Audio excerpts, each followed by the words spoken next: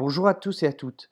Aujourd'hui, je vais vous proposer un cours en ligne consacré à la décolonisation, phénomène qui bouleversa les relations internationales, particulièrement entre 1947 et 1991, soit en même temps que la guerre froide. Ce cours va présenter les savoirs essentiels à maîtriser pour aborder les activités que nous réaliserons en classe dès le prochain cours. Je vous invite donc à prendre quelques notes pour pouvoir les maîtriser. Comme vous l'aurez probablement déjà compris, la décolonisation est le processus contraire à celui de colonisation que vous avez étudié en troisième, avec la colonisation grecque et romaine durant l'Antiquité, en quatrième, avec la colonisation de l'Amérique du XVIe au XVIIIe siècle par les Européens, et l'année dernière avec la colonisation de l'Afrique et de l'Asie du Sud-Est principalement lors de la constitution des grands empires coloniaux modernes au XIXe siècle. Vous y aviez vu que la colonisation était la forme la plus aboutie de l'impérialisme, lorsqu'un État impose à un autre État ou à une population son système politique et économique, voire culturel et religieux, dans un rapport de domination particulièrement inégalitaire.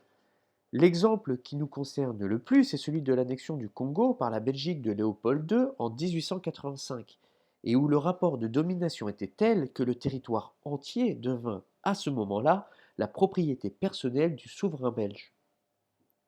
L'étude de ce mouvement massif de colonisation au XIXe siècle vous apprit également que deux grands empires coloniaux émergèrent, celui de l'Angleterre et de la France, grande puissance industrielle européenne à l'époque. Les zones du monde concernées par ce nouveau mouvement de colonisation furent le continent africain ainsi que de nombreux pays d'Asie. Ces territoires étaient considérés, du point de vue européen, comme des zones sauvages et dépourvues de sociétés organisées et de civilisation, ou alors il s'agissait d'États faibles peu considérés par les colonisateurs. L'Empire français se concentra davantage sur le continent africain, en orange sur la carte, notamment dans la zone nord et subsaharienne, alors que l'Empire anglais, en mauve, était lui plus étendu au point que ses possessions coloniales se trouvaient dans tous les continents. C'est la raison pour laquelle on disait de l'Empire colonial britannique qu'il était celui sur lequel le soleil ne se couchait jamais. Il est à noter qu'au XIXe siècle, le mouvement de décolonisation, c'est-à-dire l'émancipation des colonies vis-à-vis de leurs colonisateurs, avait déjà été amorcé sur le continent américain, en Amérique du Sud notamment, et dans une certaine mesure, en Amérique du Nord, avec l'indépendance des États-Unis à la fin du XVIIIe siècle par exemple. La décolonisation n'est donc pas née au XXe siècle, mais le phénomène que nous allons étudier et qui fut amorcé dès la fin de la Seconde Guerre mondiale est la première expérience de décolonisation massive. Cette décolonisation accompagna l'effondrement des empires britanniques et français que nous avons évoqués à l'instant, et c'est la raison pour laquelle la décolonisation entre 1947 et 1991 concerna surtout le continent africain et l'Asie du Sud-Est. Enfin, ce mouvement massif de décolonisation est également intéressant à étudier car il contribue à définir les contours des grands enjeux internationaux qui marquent notre actualité aujourd'hui. Si nous observons attentivement cette carte, qui présente les différentes vagues de décolonisation du XIXe siècle à la fin du XXe siècle, nous pouvons constater qu'elle concerne de grands ensembles géographiques spécifiques et rarement des expériences localisées autonomes. Ces grands ensembles semblent avoir été impactés par la décolonisation de manière relativement uniforme sur une période de temps assez courte, ce qui semble révéler qu'il y a eu des périodes spécifiques de décolonisation au XXe siècle. Ce phénomène global double, géographiquement et chronologiquement, s'explique par le fait qu'il suit la logique des regroupements coloniaux du XIXe siècle, comme je l'ai évoqué dans l'introduction de cette vidéo. Nous ne nous attarderons pas sur la période du XIXe siècle et du début du XXe siècle, en mauve sur la carte, qui échappe partiellement à cette logique. Elle concerne principalement l'Amérique centrale et l'Amérique du Sud, en plus de quelques expériences localisées comme la Mongolie, la Corée ou une partie de l'Empire ottoman. Les mouvements qui nous intéressent sont ceux qui succèdent à la Seconde Guerre mondiale, c'est-à-dire la période courant de 1946 à 1970 environ, en vert sur la carte, et qui concerne la décolonisation massive de l'Afrique et de l'Asie du Sud-Est, ainsi que la période courant de 1970 à 1991 et qui concerne principalement les pays d'Europe de l'Est, ex-États du bloc communiste recouvrant leur indépendance après la chute du bloc soviétique en 1991. Nous avons eu l'occasion d'étudier ce dernier mouvement lors du cours sur la guerre froide et l'effondrement de l'URSS. C'est pourquoi nous nous intéresserons désormais aux décolonisations africaines et asiatiques. Nous pouvons enfin conclure que ces phénomènes globaux, géographiquement et chronologiquement, s'expliquent par des mouvements de décolonisation très rapides dus à un effet de contagion des expériences d'émancipation entre elles. Trois causes principales expliquent que le mouvement d'émancipation des colonies africaines et asiatiques ait été amorcé dès la fin de la Seconde Guerre mondiale. La première est la chute du prestige et de la puissance de l'Europe, après les deux guerres mondiales, qui encouragea les colonies à prendre leur indépendance vis-à-vis de leur métropole européenne.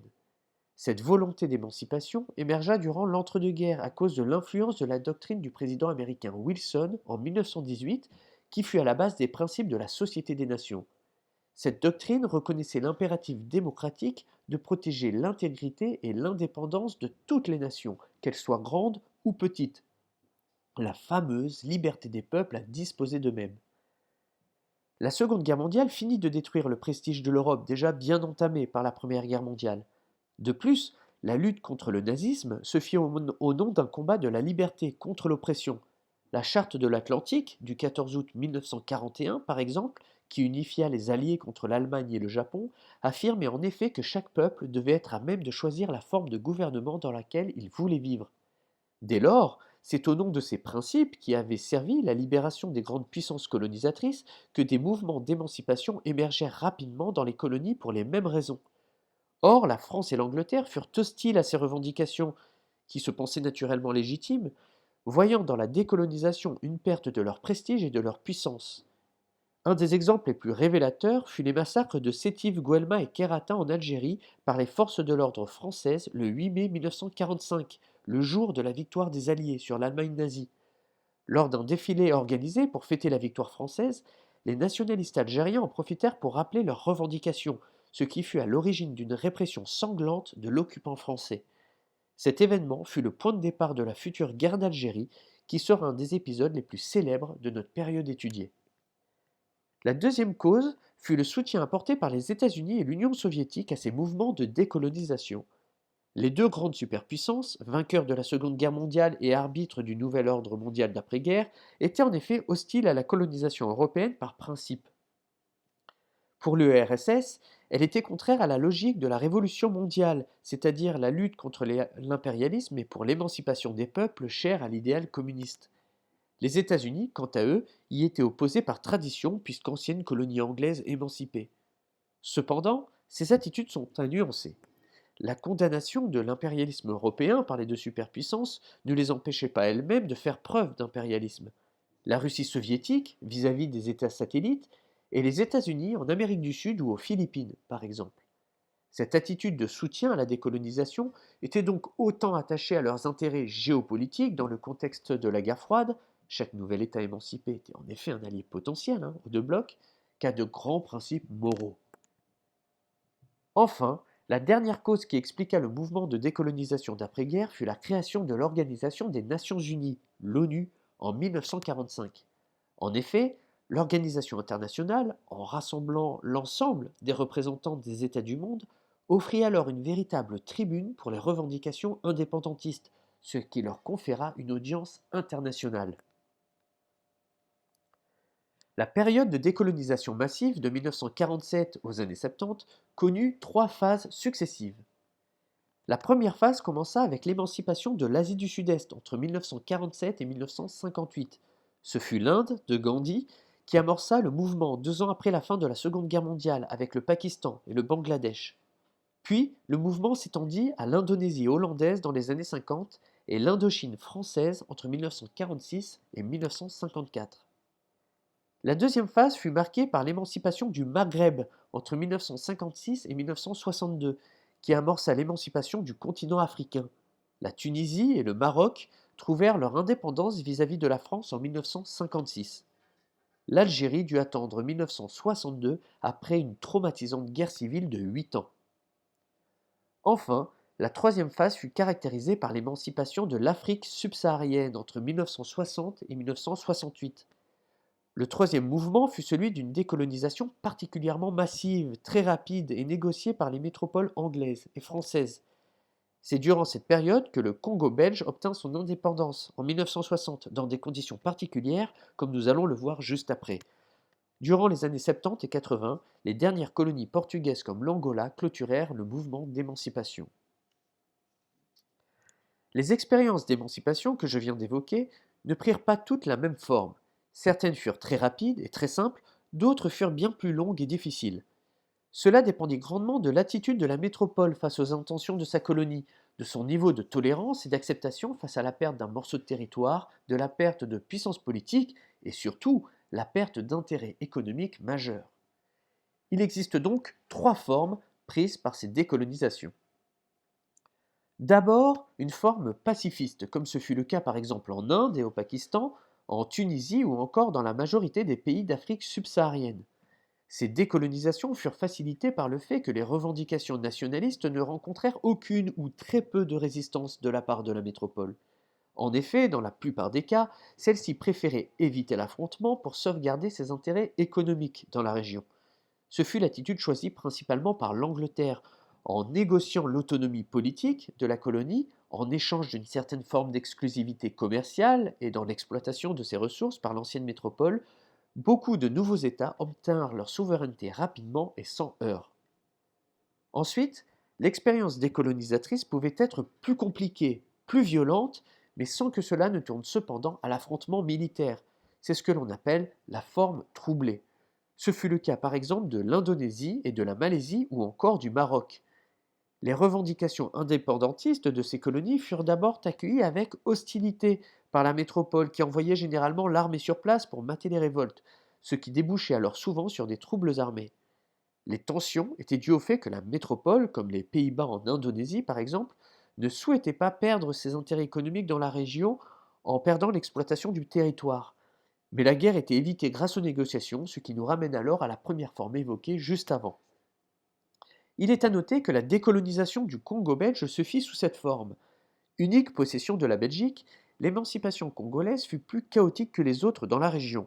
La lutte de l'État belge contre le leader indépendantiste Lumumba fut à l'origine de troubles dans le pays précédant l'autonomie. Ces troubles, dont l'assassinat de Lumumba sous la complicité des autorités belges en fut l'épisode le plus symbolique, s'ils n'ont pas entravé trop difficilement la prise d'indépendance du Congo, fut cependant à l'origine d'une situation de désordre qui va favoriser les conflits ethniques dans la région. L'instauration de la dictature répressive de Mobutu ou encore le génocide rwandais de 1994 furent des conséquences de cette situation dans laquelle la Belgique a inévitablement sa part de responsabilité. Enfin, la dernière forme de décolonisation, la plus violente mais la plus marginale, fut la forme guerrière. Elle concerna surtout certaines colonies françaises comme l'Indochine et l'Algérie. La lutte pour l'indépendance se transforme alors en conflit armé, voire en véritable guerre civile, lorsque les mouvements séparatistes, organisés et très revendicatifs, s'opposent à une force d'occupation intransigeante qui cherche à garder le contrôle de sa colonie par tous les moyens. Nous avons donc ici affaire à de véritables guerres qui mobilisent l'armée, comme ce fut le cas en Indochine entre 1946 et 1954, qui précéda la guerre du Vietnam lorsque les anciens Indochinois devenus vietnamiens furent au centre d'une lutte d'influence entre les États-Unis et l'URSS durant la guerre froide. Mais l'épisode le plus célèbre reste la fameuse guerre d'Algérie qui opposa entre 1954 et 1962 les rebelles algériens organisés en maquisards, à la manière des armées de l'ombre de la résistance de la Seconde Guerre mondiale. Usant de la guérilla, l'embuscade et le harcèlement, voire même une forme de terrorisme sur la population civile, pour lutter contre une armée française déstabilisée par un ennemi invisible et donc prête à toutes les atrocités pour le combattre. Ce conflit traumatisa profondément les sociétés algériennes et françaises. Encore aujourd'hui, la question de la mémoire de la guerre d'Algérie fait l'objet de nombreuses polémiques dans les deux pays. En conclusion, si la décolonisation entre 1947 et 1991 semble être un phénomène relativement global, puisque touchant de grands ensembles géographiques spécifiques et se déroulant sur des périodes de temps relativement courtes et définies, elle n'en reste pas moins un phénomène complexe et multiple. Multiple dans le temps, puisqu'organisé en différentes vagues, s'influençant et s'encourageant les unes à la suite des autres. L'indépendance de l'Inde en 1947, véritable symbole pour avoir toujours été la fierté de l'empire colonial britannique, amorça le mouvement en Asie du Sud-Est. Le succès des expériences asiatiques motiva les mouvements maghrébins qui eux-mêmes favorisèrent l'émancipation du reste des pays africains. Multiples ensuite dans la forme et dans le rapport que ces mouvements nationalistes entretenaient avec les autorités coloniales. Majoritairement pacifistes, certaines luttes débouchèrent sur des conflits allant de la révolte populaire passagère à la guerre civile sanglante. Les conséquences de ces décolonisations de la seconde moitié du XXe siècle furent nombreuses. Elles marquèrent par exemple l'émergence du tiers-monde. Elles furent à l'origine de nombreux conflits, de nouvelles zones d'instabilité, souvent favorisées par une décolonisation trop rapide. Elles furent le socle de nouvelles relations de dépendance entre l'hémisphère nord et l'hémisphère sud, relations inégalitaires que l'on qualifiera parfois de néocolonialisme. Mais tout cela, c'est une autre histoire.